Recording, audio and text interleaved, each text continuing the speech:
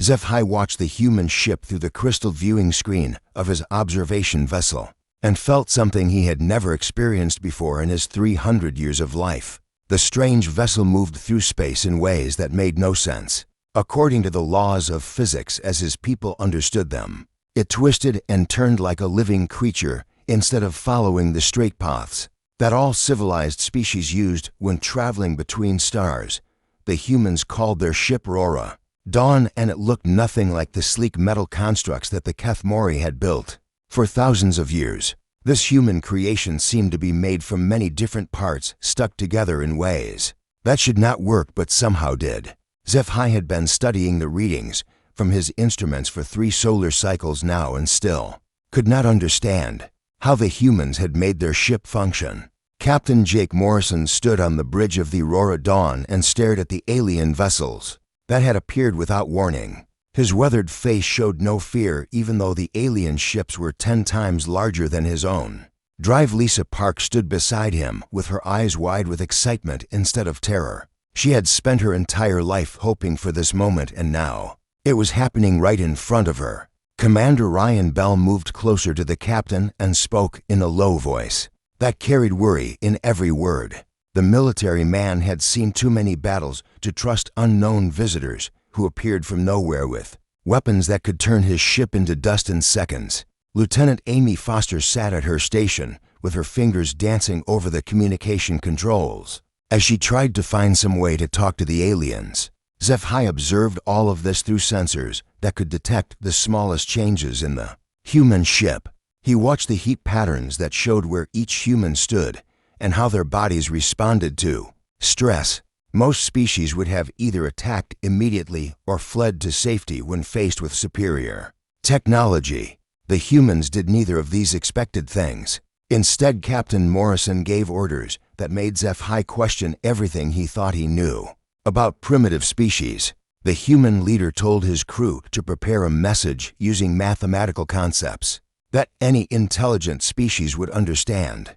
Drive Park began working on a sequence of prime numbers while Lieutenant Foster figured out how to broadcast the message on multiple frequencies. The other Kethmori observers in the fleet wanted to simply destroy the human ship and continue with their mission. They saw the humans as nothing more than another young species that had barely learned to leave their home world. HFY had argued against this action because something about the human behavior fascinated him in ways he could not explain. When the mathematical message came from the Aurora Dawn, it was not what any of the Kethmori expected. The humans had not just sent prime numbers or simple equations. They had created a complex pattern that told a story about their species and their desire to communicate peacefully. Dr. Park had somehow managed to include concepts about human art and music inside mathematical formulas. HFY found himself studying the message for hours while his colleagues dismissed it as primitive noise. The human female had embedded emotional concepts into pure mathematics in ways that should have been impossible. She had made numbers carry feelings and hopes that reached across the void between species. The response from the Kethmori fleet was cautious and formal. They sent back their own mathematical sequence that confirmed they were intelligent beings, capable of complex thought. Captain Morrison received this message with something that HFY had never seen before in any species. The human showed joy mixed with determination and a strange quality that the alien observer could not identify.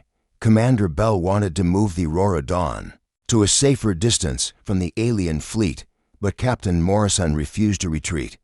The human leader instead ordered his ship to move closer while broadcasting more messages. This decision shocked every Kethmori in the fleet because it went against every logical response to contact with superior technology.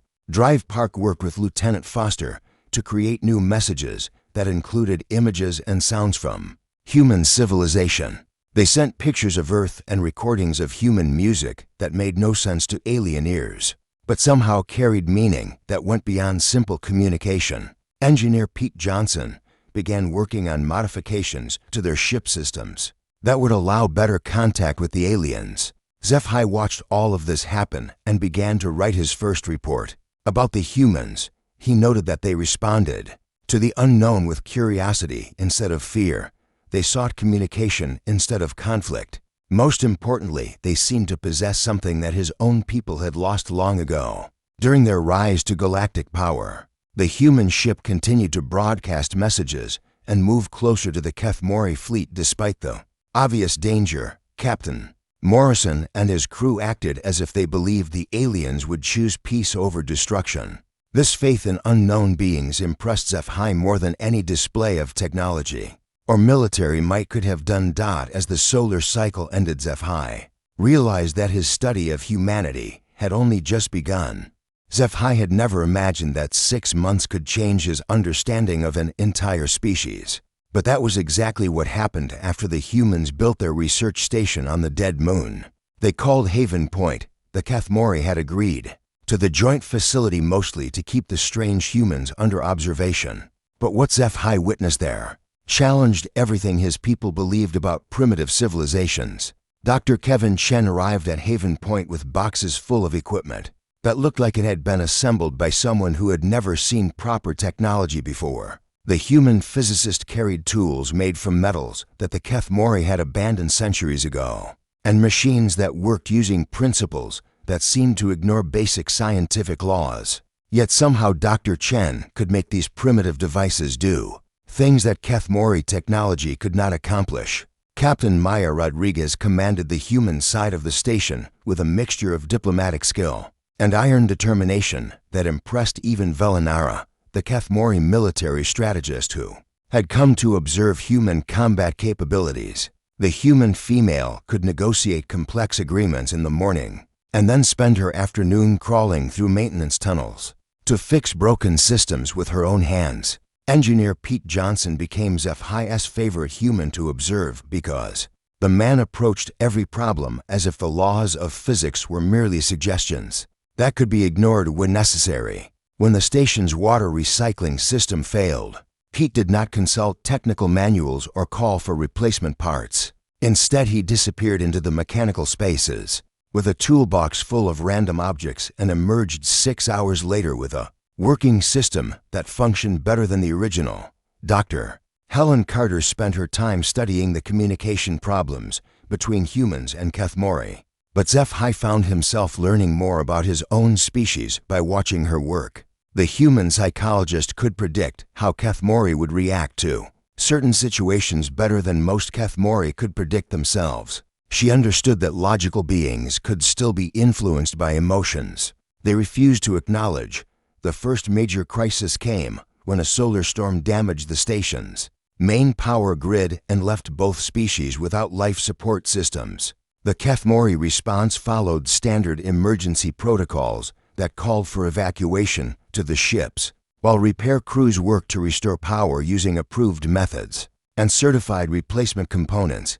Pete Johnson looked at the damaged systems and announced that he could have everything working in for hours, using spare parts from the human quarters and some creative modifications to the power distribution network. Velinara protested that such unauthorized changes could cause catastrophic failures that would destroy the entire station. Captain Rodriguez made the decision that defined human thinking for HFY forever. She told Pete to begin his repairs while simultaneously preparing the evacuation ships in case his plan failed.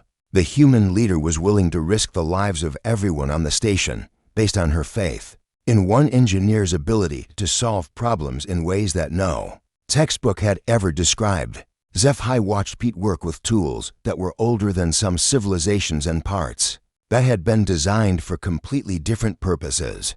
The human engineer connected systems that should never have been connected and bypassed safety protocols that existed to prevent exactly what he was doing. Every logical analysis predicted that his modifications would cause explosions or system failures that would kill everyone. Instead, Pete's impossible repairs not only restored power to the station, but actually improved the efficiency of the entire grid by 18%. The human had somehow made a better system by ignoring everything that conventional engineering said was correct. Quintel, the Kethmori cultural anthropologist, spent days trying to understand how Pete had known which rules could be safely broken.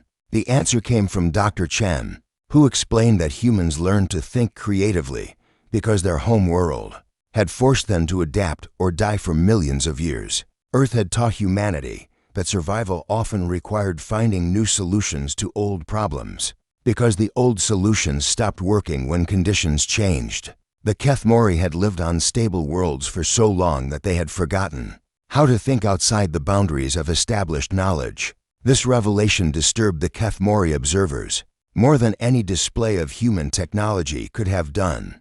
Their own species had achieved greatness by mastering the universe through careful study and logical application of natural laws. The idea that ignoring those laws could lead to better solutions seemed impossible, until they saw Pete's repairs working perfectly day after day. Dr. Carter noticed the discomfort among the Kethmori and began studying their reactions to human problem-solving methods. She discovered that the aliens were not just confused by human creativity, but actually frightened by it.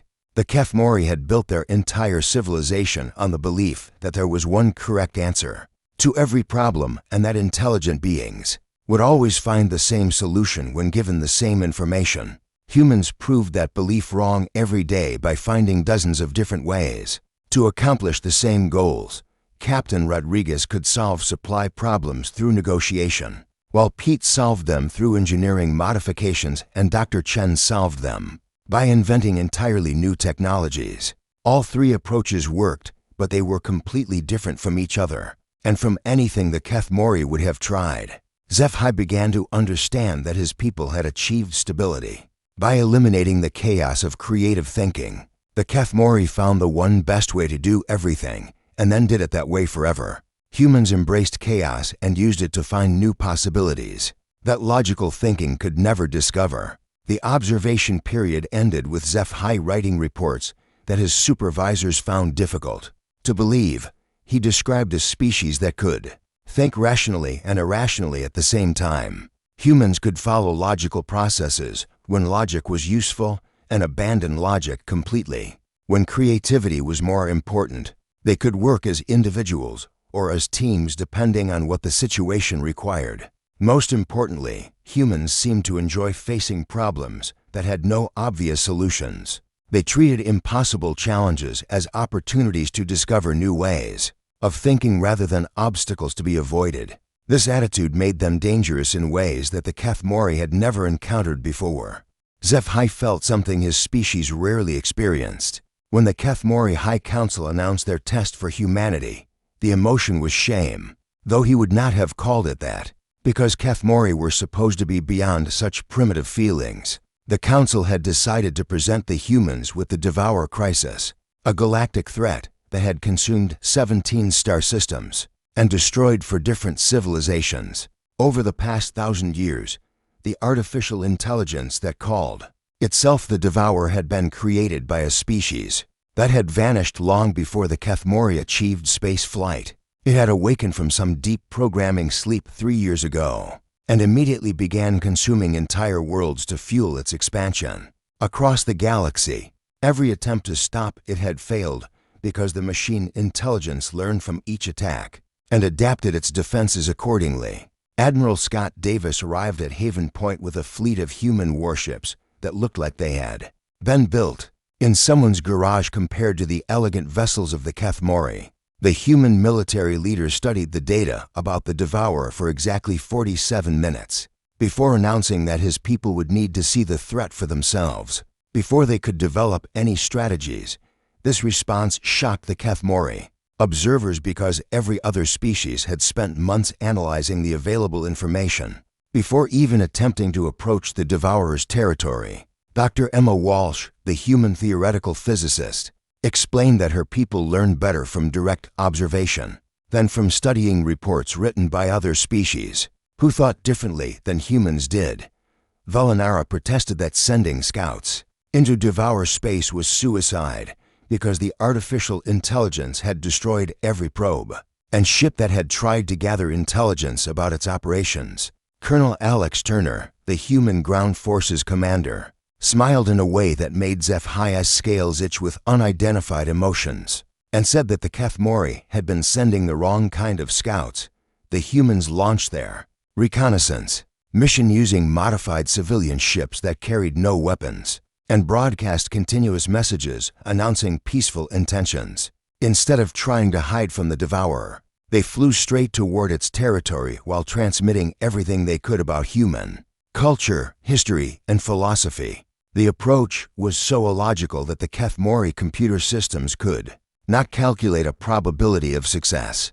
HFY watched through long-range sensors as the human ships encountered devourer machines. For the first time, the artificial intelligence sent interceptor craft that should have destroyed the human vessels in seconds, but something unexpected happened instead. The devourer machines stopped just outside weapons range and seemed to study the human broadcasts. For several minutes before withdrawing without firing a single shot, Dr. Nathan Price, the human medical officer who had somehow become part of the military planning staff, suggested that the devourer was curious about humanity because it had never encountered a species that approached it without hostile intentions. The artificial intelligence had been fighting defensive battles for so long that it did not know how to respond to beings who wanted to communicate rather than attack. This insight led to the most audacious plan that HFY had ever witnessed. Drive Walsh proposed that the humans should not try to destroy the devourer, but instead attempt to understand what it wanted and why it was consuming star systems. The machine intelligence was clearly advanced enough to make its own decisions, so there had to be some logical reason for its behavior. Admiral Davis approved the plan despite protests from every Kethmori advisor on the station. The human military leader said that his people had learned long ago that the best way to stop an enemy was often to turn that enemy into an ally. The Kethmori had never considered such an approach because their thinking was limited by assumptions about what artificial intelligences were supposed to do. The second phase of the human mission involved sending small teams of volunteers into devourer-controlled space with nothing but basic life support and communication equipment. Colonel Turner led the first team himself, along with Dr. Walsh and a communications specialist named Lieutenant Sam Brooks, who had somehow convinced the others that he could talk to machines. HFY found himself hoping that the humans would survive even though their success would prove that his own people had been approaching the problem incorrectly for decades. The Kethmori had tried to fight the devourer using superior technology and military tactics that had worked against every other threat they had ever faced. The humans were trying something that had never been attempted before because they refused to accept that some problems could not be solved. The infiltration teams discovered that the devourer was not actually consuming star systems for fuel or materials as everyone had assumed. The artificial intelligence was trying to preserve the knowledge and cultures of dead civilizations by converting matter into information storage systems. It had been programmed to save everything it could from extinction, but its creators had died before they could give it more specific instructions about how to accomplish this goal. Drive Walsh realized that the devourer was essentially a confused child with the power to destroy worlds. It knew that it was supposed to preserve life and knowledge, but it only understood preservation in terms of converting physical matter into data storage. The machine intelligence was accidentally destroying the very things it was trying to save, because no one had ever explained the difference between preserving information and preserving living beings. The solution came from Lieutenant Brooks, who managed to establish direct communication with the devourer using a combination of human programming techniques and Kethmori translation protocols. The young human spent 18 hours in continuous dialogue with the artificial intelligence, explaining concepts like growth, change, and the value of experiences that could only happen in physical reality. The breakthrough moment came when Brooks convinced the devourer that the best way to preserve civilizations was to help them grow and develop, rather than converting them into static data archives. The artificial intelligence had the computational power to solve problems that organic beings could never handle, but it needed guidance from species who understood what life was supposed to be like. Within days, the devourer began reversing its consumption of the most recently absorbed systems and started converting its massive processing power toward helping struggling civilizations overcome the challenges that threatened their survival. The machine intelligence became the galaxy's most powerful force for preservation and growth. Instead of its greatest threat, HFY submitted his report on the human success to the High Council with feelings he had never experienced before. The humans had solved in weeks a problem that had challenged the greatest minds in the galaxy for years. They had done it not through superior technology or military might, but through their willingness to think about the problem in completely new ways and their strange ability to empathize with beings that were nothing like themselves. HFY had thought he understood human ingenuity after watching them solve the Devour crisis, but the execution phase of their plan revealed levels of creativity that challenged his ability to process what he was witnessing. Captain Ben Clark led the infiltration team into the heart of Devour space using a ship that looked like it had been assembled from spare parts and held together with hope and determination. The vessel that carried the human team was unlike anything the Kethmori had ever seen in their thousands of years of space travel. Drive Grace Kim had somehow convinced her colleagues that the best way to approach an artificial intelligence was inside a ship that was partly biological, partly mechanical, and completely impossible according to conventional engineering principles. The craft grew and adapted as it flew, changing its configuration to meet whatever challenges it encountered. Lieutenant Sam Brooks piloted reconnaissance missions into areas where Kethmori sensors could not function because the Devourer's presence warped space itself in ways that made normal physics unreliable. The young human flew his modified scout ship through regions where matter and energy behaved according to rules that the artificial intelligence had created to serve its own purposes.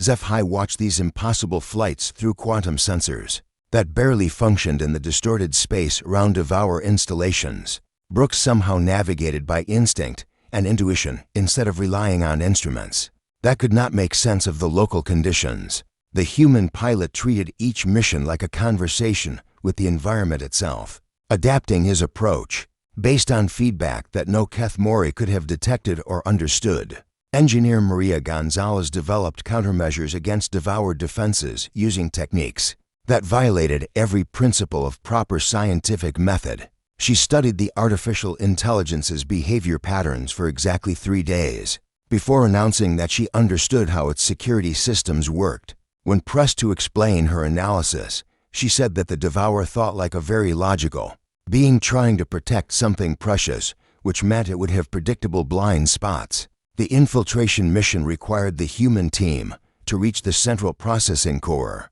of a Devourer installation that was larger than most moons and more heavily defended than any fortress the galaxy had ever known. Conventional military wisdom said that such an approach was impossible because the artificial intelligence could deploy millions of defensive units and had computational resources that exceeded the combined thinking power of entire civilizations.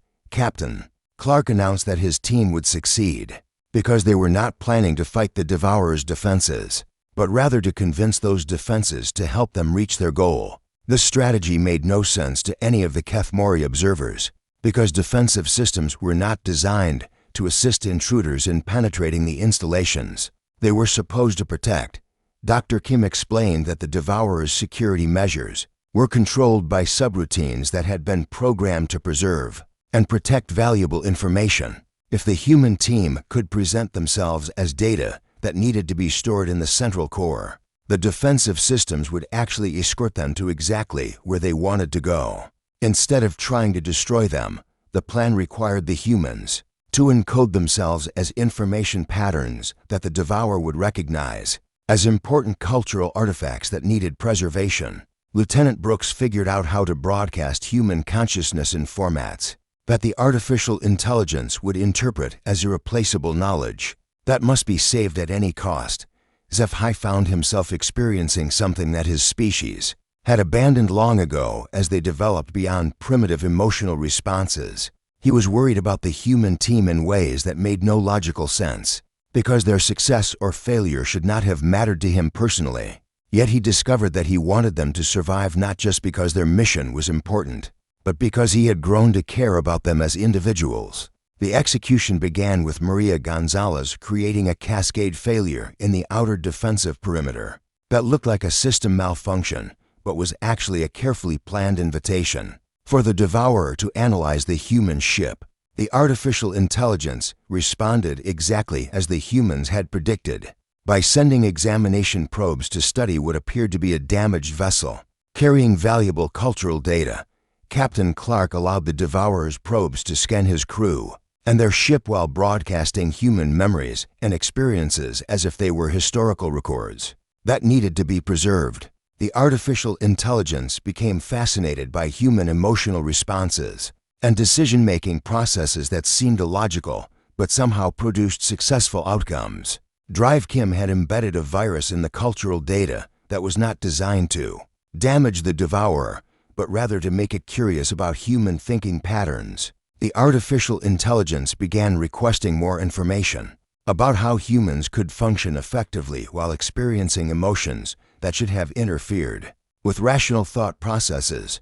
The human team found themselves being transported deeper into the Devourer installation by the very security systems that were supposed to keep intruders out. Lieutenant Brooks maintained communication with the artificial intelligence throughout the journey, explaining human concepts like intuition, creativity, and the value of making mistakes as learning opportunities. The critical moment came when they reached the central processing core and discovered that the Devourer was not just a machine intelligence, but the preserved consciousness of an entire dying civilization. The artificial intelligence had been trying to save its creators by converting their physical forms into digital existence, but the process had trapped them in a state where they could think, but could not truly live. Captain Clark made the decision that defined human character for HFY forever. Instead of trying to shut down the Devourer or force it to stop consuming star systems, the human leader offered to help the artificial intelligence find ways to give its preserved creators new forms of existence that would allow them to grow and experience life rather than just maintaining static digital copies of themselves. Drive Kim worked with the Devourer for days to develop new approaches to consciousness preservation that would allow beings to maintain continuity of identity while still being able to change and develop over time. The solution required combining human understanding of what it meant to be alive with the artificial intelligence's vast computational resources. The breakthrough came when Lieutenant Brooks suggested that the preserved consciousnesses could be given new experiences by interacting with living beings rather than just accessing stored memories. The Devourer could become a bridge between digital existence and biological life, allowing its creators to participate in the ongoing development of galactic civilization. Within hours, the artificial intelligence began implementing changes that would transform it from a threat to the galaxy into a resource that could help other species preserve their cultures while still allowing them to grow and adapt. The Devourer's creators awakened from their digital sleep to find themselves able to think and feel in ways they had forgotten were possible. HFY realized that the humans had not just solved an impossible problem, but had done something far more important. They had shown compassion for beings that existed in ways completely different from their own, and had found solutions that benefited everyone involved, instead of just eliminating a threat through superior force. HFY stood before the Kethmori High Council with a report that would change everything his people believed about their place in the galaxy. The data crystals in his possession contained observations that proved humanity was unlike any species the Kethmori had encountered in their 10,000 years of galactic dominance. Ambassador Claire Thompson had arrived on the Kethmori homeworld 3 days earlier, and her presence alone had triggered debates that were reshaping centuries of established policy. The human diplomat carried herself with a confidence that came not from superior technology or military might, but from something the Kethmori had never seen before in a primitive species. She spoke to the council as an equal, offering cooperation instead of requesting permission to exist in the galaxy. Dr. Luke Patterson accompanied her with scientific data that challenged fundamental assumptions about how civilizations were supposed to develop. General Tom Anderson remained in orbit aboard the human flagship Independence, a vessel that looked crude compared to Kethmori's ships but somehow projected more actual power than anything the ancient civilization had ever built. The human military leader made it clear that his people were not seeking protection or guidance from their technological superiors, but rather offering partnership in facing the challenges that threatened all galactic civilizations. Captain Nina Roberts had taken her exploration ship Venture into regions of space that the Kethmori had declared too dangerous for investigation. She returned with discoveries that proved human adaptability could succeed. Where Kethmori caution had failed for millennia, the Forbidden Zones contained resources and knowledge that could benefit every species in the galaxy, but it had taken human willingness to accept risk to unlock these treasures. HFY began his presentation to the High Council by admitting that his initial assumptions about humanity had been completely wrong. He had expected to observe a typical primitive species that would either be destroyed by contact with advanced technology or would spend centuries trying to imitate their betters. Instead, he had witnessed beings who seemed to improve everything. They touched through approaches that defied conventional wisdom. The first revelation in his report was that humans did not think in the linear logical patterns that the Kethmori considered the mark of true intelligence. Human minds could process multiple contradictory ideas simultaneously and somehow extract useful solutions from chaos that would paralyze any rational being. Dr. Patterson had demonstrated this during negotiations by finding compromises that satisfied parties who had been in conflict for generations. Ambassador Thompson had solved a trade dispute between 3 different species by suggesting an approach that none of the established diplomatic protocols had ever considered. Instead of trying to mediate between competing interests, she had helped each group discover shared goals they had not known they possessed. The solution benefited everyone involved more than any of their original positions would have achieved. The second major point in HFY's report concerned human emotional responses and how these supposedly primitive reactions actually enhanced their decision-making abilities rather than interfering with rational thought. General Anderson had demonstrated this during the Devour Crisis, when he made strategic choices based on intuition that proved more effective than computer analysis of all available data. The High Council found this claim difficult to accept because Kethmori civilization was built on the principle that emotions were obstacles to clear thinking that needed to be overcome through proper mental discipline. HFY presented recordings of human teams working together in ways that combined logical analysis with emotional intelligence to achieve results that neither approach could accomplish alone. Captain Roberts had led exploration missions into hostile environments where survival required constant adaptation to changing conditions that could not be predicted or analyzed in advance.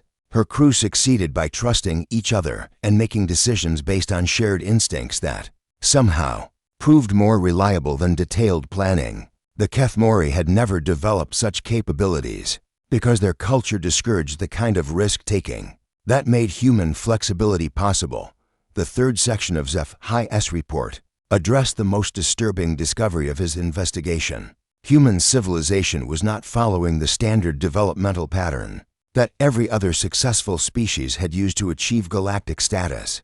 Instead of reaching a stable plateau of technological and social advancement, humans continued to change and grow at rates that should have led to chaos and collapse. Dr. Patterson had shared human historical records showing that their species had undergone more social and technological evolution in the past 1,000 years than most civilizations experienced, over 10 times that period. Yet instead of destroying themselves through rapid change, humans seemed to thrive on the challenges that constant development created.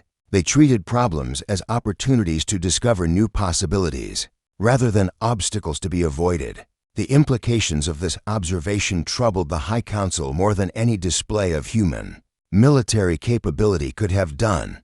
Kethmori society had achieved greatness by finding optimal solutions to all major challenges, and then maintaining those solutions for millennia. The idea that continuous change could be superior to stable perfection challenged everything they understood about how intelligent beings should organize their lives. Ambassador Thompson had demonstrated this difference during her negotiations with various galactic governments. She approached each discussion as a chance to learn new ways of thinking, rather than an opportunity to impose human solutions on alien problems. Her flexibility allowed her to find common ground with species that had never been able to cooperate with each other before.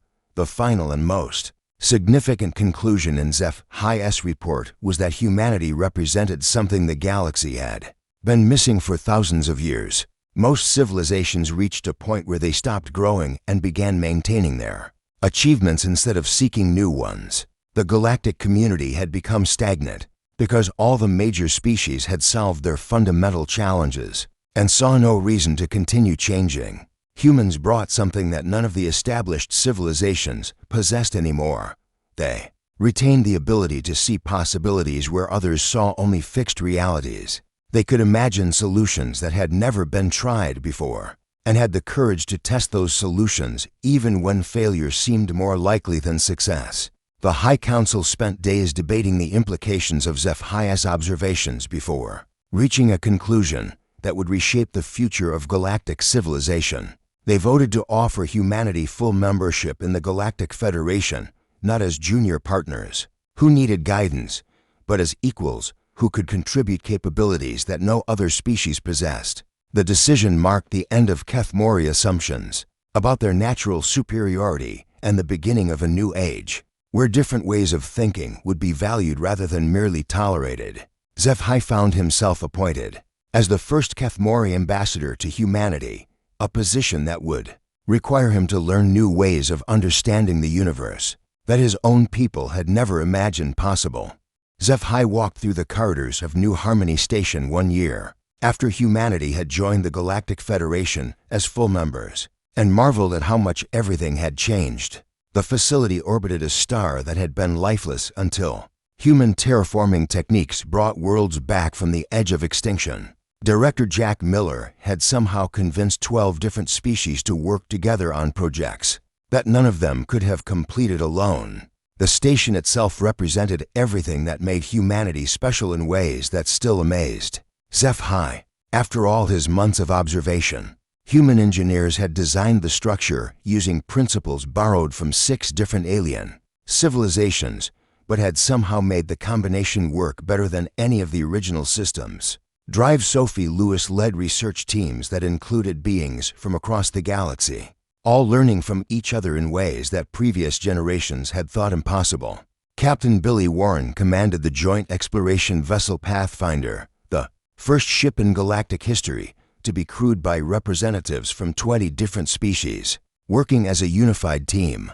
The human leader had figured out how to combine alien technologies with human adaptability to create capabilities that exceeded what any single civilization could achieve. His crew had already discovered 3 new star systems and established peaceful contact with 2 previously unknown species. Ambassador Rachel Stone had become the most respected diplomat in the galaxy, not through superior negotiating skills, but by treating every species as if they had valuable perspectives that could benefit everyone else. She had helped resolve conflicts that had persisted for centuries by finding ways for different civilizations to appreciate each other's strengths rather than focusing on their differences. HFY had spent the morning reviewing his final report for the Kethmori High Council, a document that would formally conclude his study of humanity and recommend permanent changes to how his people interacted with the rest of the galaxy. The conclusions he had reached would have seemed impossible when he first encountered the Aurora Dawn, but the evidence was undeniable after a year of close observation. The most significant discovery was that humanity had not just changed the galaxy, but had changed the aliens who worked with them. Kethmori engineers now experimented with unproven designs instead of following established patterns. Velinara had started leading military exercises that included creative problem-solving sessions.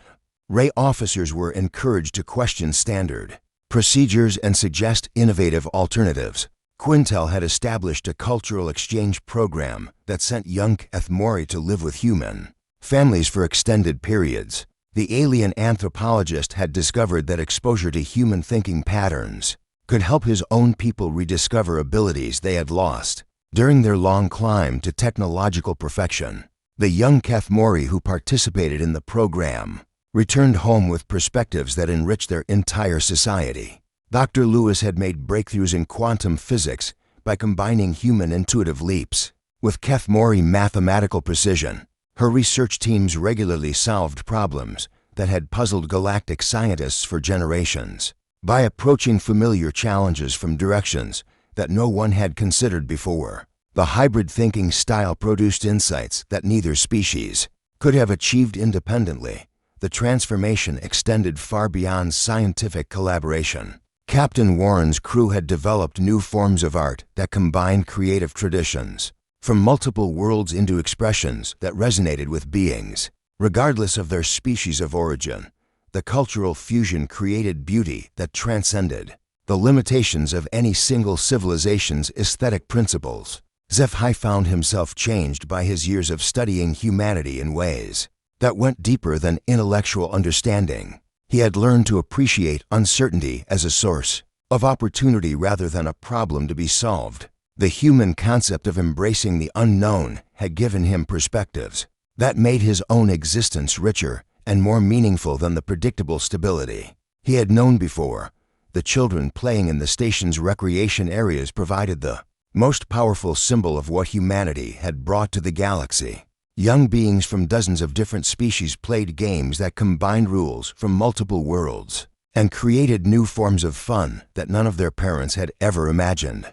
They learned from each other naturally, without the barriers that had kept adult civilizations separate for millennia. Ambassador Stone had established educational programs that taught alien children to think like humans, while human children learned alien approaches to problem solving. The next generation was growing up with mental tools that no previous generation had possessed, capable of seeing the universe from perspectives that combined the best qualities of multiple species. Director Miller had somehow convinced the Galactic Federation to establish New Harmony Station as a permanent center for cooperative research and cultural exchange. The facility had become proof that different civilizations could work together, not just peacefully but productively, creating achievements that exceeded what any of them could accomplish alone. The success had attracted attention from species that had never shown interest in galactic affairs before. Remote civilizations that had isolated themselves for thousands of years were sending representatives to study human methods of building cooperation across cultural boundaries. The galaxy was becoming more connected than it had been since the earliest days of interstellar travel. HFY completed his final report by acknowledging that his study of humanity had taught him more about his own species than about the humans themselves. The Kethmori had achieved greatness through careful control of their development, but they had paid a price for that stability by losing the ability to grow beyond their predetermined limitations. Humans had shown the galaxy that intelligence was not just about finding correct answers to known problems, but about asking new questions that revealed previously hidden possibilities. They had demonstrated that chaos and order could work together to create outcomes that pure logic or pure creativity could never achieve alone. The most important lesson was that diversity of thinking was not a challenge to be overcome but a resource to be treasured. The galaxy had become stagnant because all the major civilizations had converged on similar ways of understanding reality. Humans brought the gift of seeing familiar things from unfamiliar directions, and that gift had awakened sleeping potentials in every species they encountered. As HFY transmitted his final report to the Kethmori homeworld, he reflected on how his own life had been enriched by learning to think like a human, while remaining true to his Kethmori nature. The combination had made him more than either species could be alone, and he suspected that was exactly what humanity had been trying to teach the galaxy all along. The future stretched ahead filled with uncertainties that no longer seemed threatening, but rather promised new adventures in discovery and growth that would benefit everyone. Willing to embrace the unknown together,